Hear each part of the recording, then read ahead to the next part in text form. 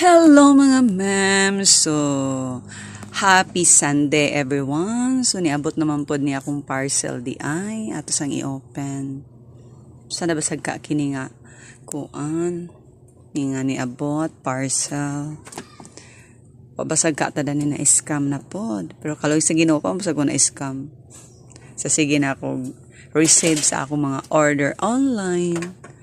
So, ato na ning i-open. Ang sabasag ka kini. Ang sabay sulod ani. Tadaan! Oh, flip-flop man di ay ni. Akong i-order. Kaya akong flip-flops. Oh, naguba naman good to siya. Favorite kay ito na ako. So, di naman ko ka-afford ato. Nag-maintainer na lang ko anig sa product sa Shein. Sa Shein, on sa ba? Sa Baguio.